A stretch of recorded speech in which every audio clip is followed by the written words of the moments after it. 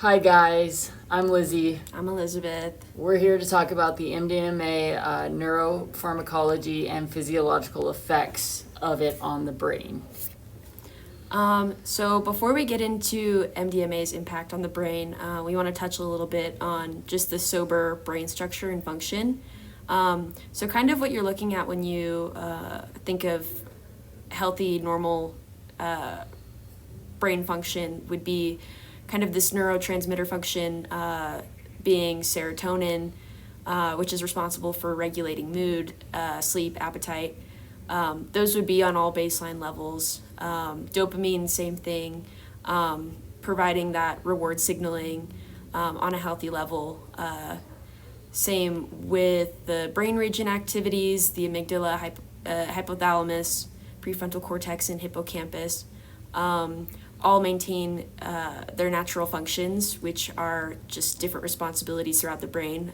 For example, the hippocampus is responsible for memory, and the prefrontal cortex it filters out impulse control and planning, kind of that critical thinking stuff. And healthy brain processing looks a little bit like having healthy reward systems outside of substance use, healthy memory function and formation, both long-term and short-term, and a baseline healthy emotional regulation pattern. And with brain tissue, a sober mind would ideally have healthy gray matter, which is represented by just the cell bodies of the neurons that exist within the gray matter, a normal amount of white matter, and just standard brain volume. So, sober brain structure and function continued. So, normal body functions, heart rate typically is 60 to 100 beats per minute. Blood pressure around 120 over 80. Brain receives proper blood flow and oxygen. Normal brain chemical activity, neurotransmitters are released when needed and recycled efficiently. Serotonin transporters, dopamine, and norepinephrine systems function normally. Brain cells store chemicals properly until needed for signaling. Long-term and short-term memory operates with typical capacity. Normal ability to learn and remember new information, and then the decision making and control. So you have normal impulse control, standard risk assessment abilities, appropriate decision making processes, typical attention span and focus, and normal cognitive flexibility, so ability to adapt thinking. So before we get into the effects, just some things to cover, basic information on MDMA. Common street names, it's known as ecstasy, Molly, X, XTC, all of those other things. Its physical properties, in its purest form, is kind of this off-white powder. And when it's pressed into tablets, that's when you would consider it ecstasy. Or there's also a form of it that is pressed into crystals, that's also known as Molly, which people usually snort. So going into the routes of administration, there are those tablets that you can use orally, or there is snorting, or you could use, suppositories, rectal administration. For the pharmacokinetics, the half-life ranges from 7 to 9 hours, and its active effects usually last anywhere from 3 to 6 hours. And these metabolites can be detected in the urine about anywhere from 3 to 5 days after administration. So substance classification and dosing. So chemical category and the pharmacology. MDMA is a phenethylamine and amphetamine derivative. It acts primarily as a serotonin-releasing agent with additional effects on dopamine and norepinephrine release. The compound exhibits both stimulant and mild hallucinogenic and entactogenic properties. Common dosing parameters. So threshold doses range from 30 to 50 milligrams, with common recreational doses between 75 to 125 milligrams. Heavy doses exceed 200 milligrams, while potentially lethal doses start at approximately 300 milligrams, varying with individual factors such as body weight, tolerance, and metabolism. The legal classification, so MDMA is classified as a Schedule 1 controlled substance in the United States, indicating no accepted medical use with high potential for abuse. It remains illegal to possess, manufacture, or distribute across most jurisdictions globally. The mechanisms of MDMA's neurotoxicity would be that of metabolic stress. It disrupts various parts of the body, specifically the neuronal mitochondria, which compromises cellular energy production, triggering oxidative stress pathways. It also causes neuroinflammation, activation of inflammatory cascades, further compromise the integrity and function of the neurons. It also is toxic for dopamine, just because it accumulates in serotonergic neurons, which leads to oxidation and free radical generation. It also leaves you at risk for hyperthermia, which is kind of the opposite of hypothermia. It's elevated body temperatures, which accelerate neurotoxic mechanisms and increase the blood-brain barrier permeability. Neurotransmitter modifications during intoxication. So serotonin release, MDMA triggers massive serotonin release while simultaneously blocking its reuptake, leading to prolonged serotonergic,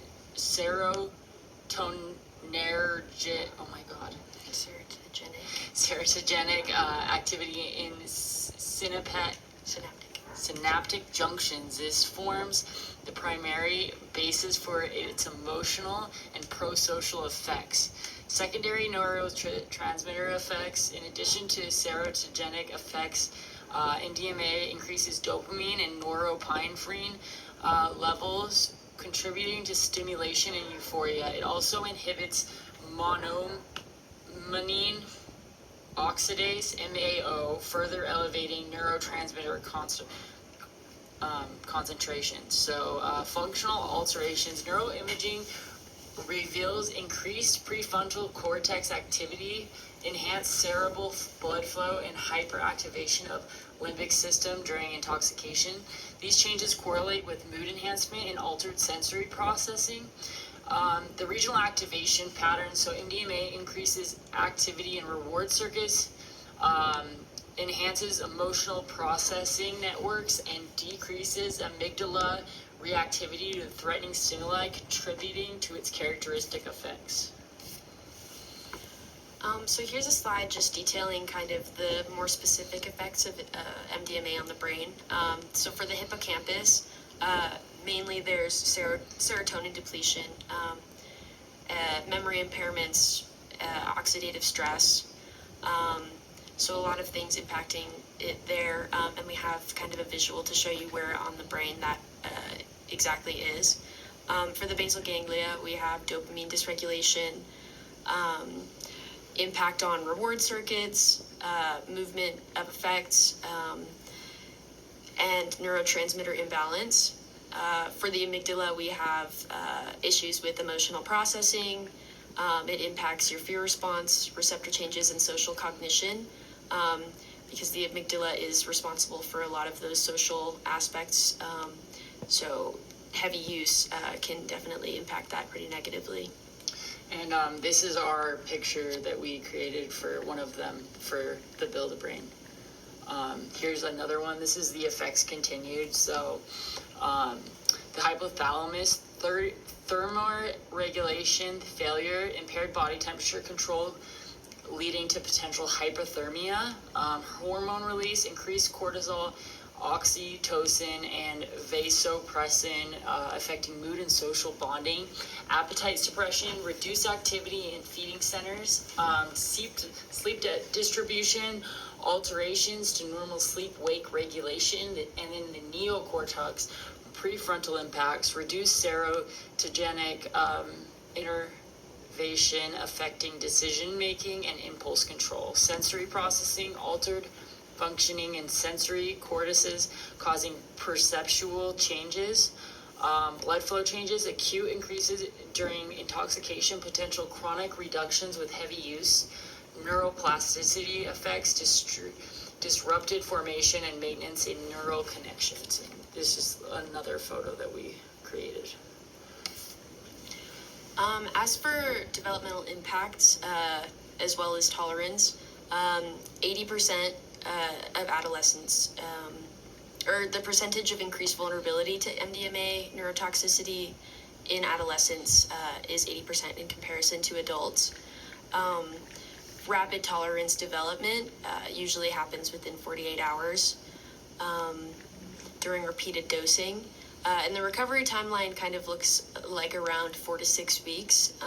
That's just the average time span for recovery following heavy exposure and use of MDMA, just because it disrupts a lot of those neurotransmitters and stunts you kind of emotionally and neurochemically. So the physiological mechanisms during intoxication, so cardiovascular effects, increased heart rate and blood pressure, peripheral vasoconstriction, enhanced cerebral blood flow, the neurochemical transport. MDMA enters neurons via serotonin transporters, reverses normal transporter function, and inhibits vesicular monoamine storage. Thermoregulatory changes, elevated body temperature, hypothermia, enhanced metabolic rate, increased sweating and heat production, hormonal changes, increased cortisol release, elevated oxytocin secretion, and potential and antidiuretic hormone effects.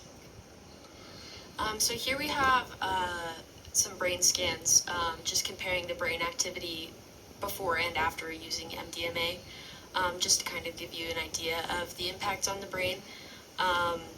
So just based off of the colors, because this is a scan, it shows more frequent activity on the left, the before MDMA, just showing more activity there, whereas following, there's a reduction in brain activity, as you can see with all of the blue and the purple, as that's what that indicates. This demonstrates kind of how a key enzyme in the brain, in the metabolism, can lead to impaired cognitive and emotional functioning, just because the brain isn't working as hard to kind of use itself and go through all of those chemical processes. So physiological effects during intoxication. So hypothermia, like we've mentioned, MDMA disrupts the body's thermoregulatory mechanisms, causing dangerous elevations in core temperature. The hypothermia is a major contributor to MDMA-related medical emergencies and can lead to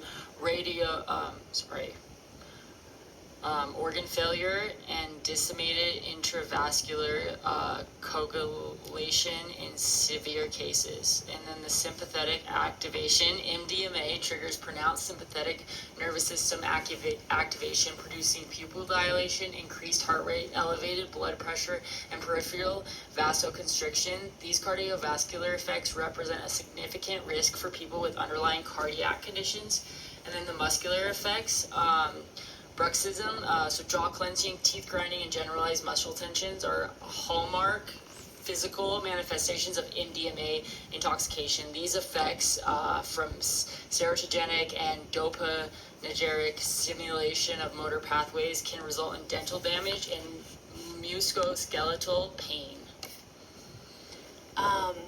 MDMA's impact specifically on serotonin activity, just because that's a larger component. We have a scan here kind of demonstrating that larger impact. So previously on the before MDMA, we'll see yellow and orange representing high serotonin activity, whereas the darker areas indicate lower levels of serotonin. Whereas in the after, you can definitely see a difference in the amount of yellows, oranges that you see in the scan, indicating definitely a significant impact on serotonin activity. It causes a short-term release serotonin. That's kind of what brings the euphoric effect, but following, there's definitely a large depletion, which after chronic use can definitely become a problem, just as your brain tries to regulate itself and is kind of depleted of that serotonin. All right, so the MDMA effects on brain during withdrawal. So this is a chart that we have of a baseline brain and then 2 weeks post MDMA. So the top row shows results for a higher dose. So that's 4.75 milligrams. The middle and bottom rows show results for lower dose, so at 2.25 milligram. The color scale, so it ranges from red to blue. Red meaning high activity, blue meaning low activity. This shows level of metabolic activity. So this is often related to glucose use or blood flow in the brain. So what the scan shows about MDMA withdrawal, decreased brain activity post-MDMA scans show a noticeable reduction in red and orange areas, meaning reducing activity, particularly in frontal and temporal regions. So the dose-related effect, the higher the dose, the more dramatic the drop in the brain activity, and the lasting impact. So these effects are still present in 2 weeks later, suggesting prolonged neurological changes and impaired serotonin function associated with withdrawal. Here's just a couple more of the impacts cognitively during intoxication that we kind of covered. Definitely on the top of the list, enhanced emotional processing. So when intoxicated and under the influence of MDMA, emotions, specifically positive ones, are heightened. It's kind of what gives it kind of that euphoric feeling. It's often why it's called the love drug. It is also often used socially for raves, parties, that sort of thing. Another contributing factor is increased social connection. So being a lot more social with other people. Number 3, we have sensory enhancement, so kind of just smells, sounds, feelings, those are kind of intensified in a positive way, and these are all kind of the more desirable aspects, but of course there is the cognitive impairment, which is disrupted memory formation, impaired decision making, kind of impulsive thinking, stuff like that. So the physical return to baseline or slight depression, prolonged effects, potential autonomic dysregulation, thermoregulation,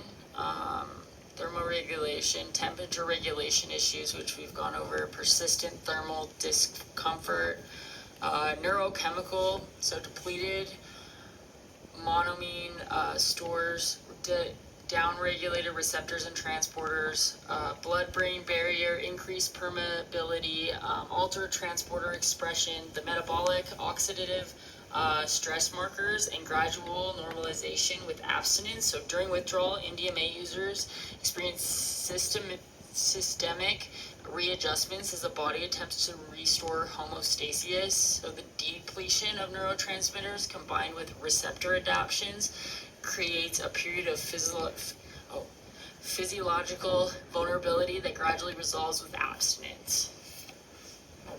And just a little bit more on the withdrawal period, we have some neurological changes. So this would definitely be number 1 being serotonin depletion. Significantly reduced serotonin availability usually follows heavy MDMA use, the higher the dose. Typically we see a higher depletion of serotonin just because it's being used up during that euphoric high. So the come down is pretty intense just in terms of serotonin. There's also receptor downregulation, structural changes, reduced serotogenic axon density and transporter availability, and compensatory mechanisms. So that's alterations in dopaminergic, non-regenerative, I can't say that word, sorry, glutamate and GABA systems. So cognitive impacts during withdrawal. So following MDMA use, individuals commonly experience a constellation of cognitive deficits that may persist for weeks or months. Verbal and visual memories are practically affected or particularly affected, with users demonstrating impaired recall and encoding. Executive functions, including decision-making, mental flexibility, and planning, show measurable decrements. Social and emotional processing also undergoes significant changes during withdrawal, characterized by anhedonia, emotional flatness, and reduced empathy. Users also often report increased irritability, mood lability, and heightened anxiety in social situations, representing a stark contrast to the enhanced sociability experienced during intoxication. Here we have a graph that just kind of represents the withdrawal symptoms throughout their recovery trajectory, just over the span of 3 months, 24 hours to 3 months. And these are our references. Thanks.